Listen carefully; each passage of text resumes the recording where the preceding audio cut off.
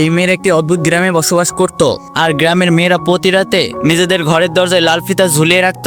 আর যেই পুরুষ সেই লাল ফিতা খুলে ঘরে প্রবেশ করতে পারবে সেই লোকটি সেই মেয়ের ঘরে এক রাত কাটাতে পারবে। আর এই রীতি হাজার হাজার বছর ধরে চলে আসছিল। কিন্তু একদিন দুটি ছেলে ভুল করে গ্রামে ঘুরতে আসে আর পুরো গ্রাম ঘুরতে থাকে। তখনই তারা গ্রামে দুটি মেয়েকে নাচতে দেখে, কিন্তু মেয়েরা তাদের দেখে সেখান থেকে পালিয়ে যায়। যখন ছেলেরা তাদের ধরতে যায় তখনই একজন লোক দুজনকে থামিয়ে দেয় আর বলতে থাকে গ্রামের মেয়েদের দিনের বেলা কোনো পুরুষদের সাথে কথা বলতে দেওয়া হয় না এবং বাইরের লোকদের গ্রামে প্রবেশ করতে দেওয়া হয় না, কিন্তু রাতে গ্রামটি পুরুষদের জন্য শ্রেষ্ঠ জায়গা। এদিকে এই ছেলেটি এই বিষয় নিয়ে খুব একটা আগ্রহী ছিল না, কিন্তু সে যখন অদ্ভুত নিয়ম সম্পর্কে জানতে পারে তখনই আজকের রাতটা গ্রামে থাকতে চায়। এদিকে দেখতে দেখতে রাত চলে আসে আর প্রতিটা মেয়েদের বাড়িতে একটি করে লাল সুতা ঝুলিয়ে দিতে থাকে। এদিকে সেই লোকটি বাহানা দিয়ে সেখান থেকে পালিয়ে যায় আর ছেলেটির বন্ধু তার পিছু পিছু চলে যায় আর ছেলেটি একা একা গ্রামে ঘুরে বেড়াতে থাকে। এদিকে হঠাৎ ছেলেটি দেখতে পায় তার সামনে একটি পাগল লোক বসে আছে। তাই ছেলেটি তার কাছে এসে জিজ্ঞেস করে, তুমি কি এই গ্রামের একমাত্র পুরুষ মানুষ? কিন্তু পাগল লোকটি অদ্ভুতভাবে হাসি দিতে থাকে আর ছেলেটি তাকে থামাতে গেলে পাগল সেখান থেকে পালিয়ে যায়।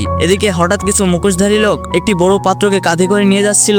ছেলেটি কিছু বুঝে ওঠার আগেই হঠাৎ সেই মেয়েকে দেখতে পায় যাকে সে আজ সকালে দেখেছিল। মেয়েটি তার দিকে একটি লাল জুতা ছুঁড়ে মারে আর জানালার দিকে ইশারা করে। তাই ছেলেটি জানালা দিয়ে ভিতরে ঢুকে পড়ে।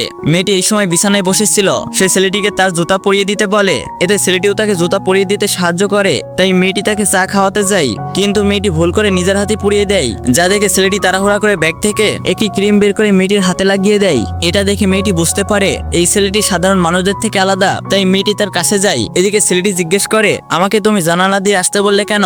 এতে মেয়েটি জানাই, আমি কেবল জানালা দিয়ে বাইরে যেতে পারি কারণ দরজার সাথে লাল ফিতা বাঁধা রয়েছে, যেটা একমাত্র সঠিক পুরুষ মানুষ খুলতে পারে। আর আমি এতক্ষণ তোমার পরীক্ষা নিচ্ছিলাম আর আমি বুঝতে পেরেছি তুমি আমার জন্য সঠিক মানুষ। এরপর মেয়েটি তার আঙ্গুলে কামড় দিয়ে রক্ত বের করে 3টি কাপে থাকা মদের মধ্যে 3 ফোঁটা রক্ত দিয়ে দেয় আর ছেলেটিকে 3 কাপ মদ শেষ করতে বলে। এর মানে গ্রামের মেয়েরা এইভাবে পুরুষদের নির্বাচন করে। ছেলেটি 3 কাপ মদ পান করার পর থেকেই অদ্ভুত আচরণ শুরু করে, যেন তার শরীর গরম হয়ে গেছে। এদিকে মেয়েটি ধীরে ধীরে তার কাছে আসতে থাকে, কিন্তু হঠাৎ দরজার বাইরে সেই পাগল মুচকি হাসি দিয়ে চলে যায় আর ছেলেটির হঠাৎই জ্ঞান ফিরে আসে। তাই সে মেয়েটির কাছে ক্ষমা চাই। মেয়েটি বলে এটি গ্রামের নিয়ম আর এই গ্রামের প্রতিটা মেয়ে এই গ্রাম থেকে পালিয়ে যেতে পারবে না। যার শুনে ছেলেটি সেখান থেকে চলে যায় আর তখনই সেই পাগল লোকটি ছেলেটির মাথায় আঘাত করে অজ্ঞান করে দেয়। আর ছেলেটি যখন জেগে ওঠে তখনই ছেলেটি নিজেকে তার ক্যাম্পে দেখতে পায়। ছেলেটি তো রাতের ঘটনা নিয়ে খুবই চিন্তিত ছিল। তখনই সে দুজনের কথা শুনতে পায়। এই গ্রামের মেয়েরা 3টি কাপে রক্ত পান করিয়ে বিয়ে সম্পূর্ণ করে। এরপর তারা 3 জন আবার গ্রামে প্রবেশ করে আর গ্রামে এসে 3 জন আলাদা হয়ে যায়। এদিকে আবার সেই মুখোশধারী লোক সেখানে চলে আসে। অন্যদিকে ছেলেটি মেয়েটির বাড়ির দরজা লাল ফিতা খুলতে যাচ্ছিল, তখনই দরজার ওপাশ থেকে হঠাৎ চিৎকার ভেসে আসে। তাই সে তাড়াতাড়ি মেয়েটির ঘরে ঢুকে পড়ে। সে দেখে মেয়েটির হাতে চাবুক দিয়ে আঘাত করা হয়েছে। তাই ছেলেটি জিজ্ঞেস করে, তোমাকে কে মেরেছে? মেয়েটি জানায়, আমি যতক্ষণ কুমারী থাকবো ততক্ষণ সেই মুখোশধারী লোক আমাদের উপর অত্যাচার করবে। তাই মেয়েটি জোর করে তাকে ভোগ করে। এদিকে সেই লোকটি পালিয়ে যাচ্ছিল, তখনই সেই মুখোশধারী লোক তাকে শেষ করে দেয়।